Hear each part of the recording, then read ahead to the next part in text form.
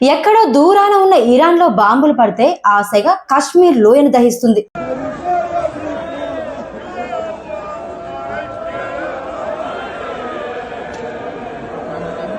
ఫిబ్రవరి 28న Iran supreme leader Ayatollah Ali Khamenei మరణ వార్తనగానే కాశ్మీర్ ఒక్కసారిగా స్తంభించిపోయింది.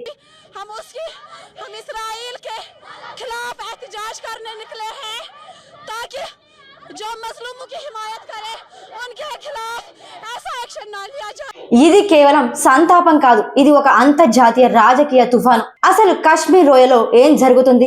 భద్రతా బలగాలు ఎందుకు అప్రమత్తమయ్యాయి? ఈ రోజుటి అజేయ భారత్ ఎక్స్క్లూజివ్ వీడియోలో పిన్ టు పిన్ చూద్దాం.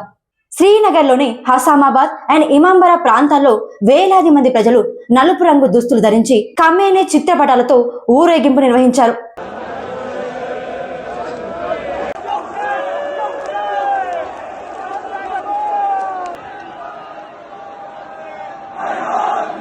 ఇది చూస్తుంటే ఒక దేశపు అధినేత కోసం మరో దేశంలో ఇంతటి స్పందన రావడం అంతర్జాతీయ వర్గాలను ఆశ్చర్యపరిచింది. బడ్గాం జిల్లాలోని నిరసనకారులు తీవ్రమైన ఆగ్రహంతో అమెరికా మరియు ఇజ్రాయెల్ కి సంబంధించిన జెండాలను నడి రోడ్డుపై వేసి తగలబెడుతున్నారు. డెత్ టు అమెరికా అనే నినాదంతో కాశ్మీర్ లోయ దద్దరిల్లిపోయింది. మాజీ ముఖ్యమంత్రి మెహబూబా ముఫ్తీ ఖమేనీ ఒక గొప్ప ప్రతిఘటన నాయకుడు అని కొనియాడుతూ సోషల్ మీడియాలో పోస్ట్ చేశారు. ఇది రాజకీయంగా పెద్ద దుమారం రేపింది. పరిస్థితి చేయి దాటకుండా ఉండేందుకు ప్రభుత్వం కఠిన నిర్ణయాలు తీసుకుంది. కాశ్మీర్ లోయ మొత్తానికి హై స్పీడ్ ఇంటర్నెట్ ని నిలిపేశారు. పుకార్లు వ్యాపించి హింసలు చెలరేగకుండా ఇది ఒక రక్షణ కవచంలా పనిచేస్తుంది. లాల్ చౌక వంటి కీలకమైన ప్రాంతాలకు వెళ్లే దారులన్నింటినీ భద్రతా బలగాలు ముళ్ల కంచెలతో మూసేశాయి. డ్రోన్ల ద్వారా ప్రతి కదలికపై నిఘా ఉంచారు. ఇరాన్ సంక్షేమం కాశ్మీర్ శాంతికి సవాలుగా మారింది. కాశ్మీర్ లోయలోని మత పెద్దలు ఇప్పటికే బంద్కు పిలుపునిచ్చారు. రాబోయే శుక్రవారం ప్రార్థనల తర్వాత నిరసనలు మరింత ఉద్రిక్తమయ్యే అవకాశం ఉందని నిఘా వర్గాలు హెచ్చరిస్తున్నాయి. భారత ప్రభుత్వం ఈ సున్నితమైన పరిస్థితిని ఎలా ఎదుర్కోబోతుందో చూడాలి. మరి ఈ విషయంలో ఇరాన్ సేగా కాశ్మీర్ ని తాకడం వెనుక ఉన్న లోతైన రాజకీయాలు అర్థం చేసుకోవడం చాలా ముఖ్యం. ఇదంతా జరుగుతుంది ఇక్కడ వరకు ఓకే, కానీ ఇక్కడ ఒక చేదు నిజం మాట్లాడుకుందాం. ఇరాన్ నాయకుడు ఖమేనీ మరణిస్తే కాశ్మీర్ లోయ స్తంభించిపోయింది. కానీ ఇదే కాశ్మీర్ గడ్డపై జవాన్లు ప్రాణాలు అర్పిస్తే సంతాపం ఏమైంది?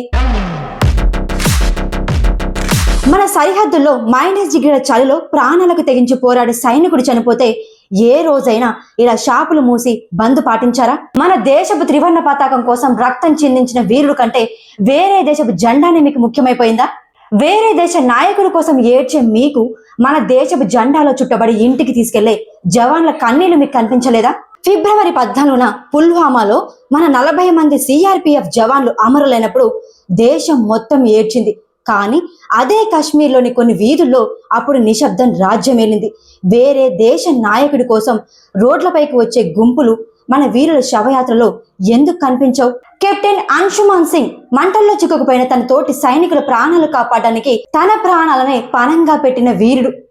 తన భార్యకి ఇచ్చిన మాటను కాదని దేశం కోసం ప్రాణాలు అర్పించిన ఇటువంటి సింహాల కంటే పరాయి దేశపు రిజిమ్ మనకు ముఖ్యమైపోయిందా? సరిహద్దుల్లో నిశ్శబ్ద హీరోలున్నారు.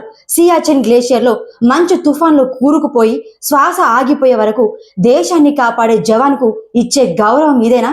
ఇరాన్ కోసం నిరసనలు చేసే వారికి ఒకటే చెప్పాలి, ఈ రోజు మీకు భావ ప్రకటన స్వేచ్ఛ ఉంది అంటే మన సరిహద్దులో నిలబడ్డ జవాన్ పెట్టిన భిక్ష. మన సైనికుడు చనిపోతే స్పందించని నోళ్లు వేరే దేశం కోసం ఏడిస్తే అది దేశభక్తి కాదు, అది బానిసత్వం. మీ రక్తంలో మన దేశం ఉండాలి కానీ పక్క దేశపు రాజకీయం కాదు. మన జవాన్ మన గర్వం. దేశానికి సంబంధించి ఇలాంటి మరెన్నో పవర్ఫుల్ కంటెంట్ కోసం మన ఛానల్ పై ఓ కన్నేసి ఉంచండి. జై హింద్.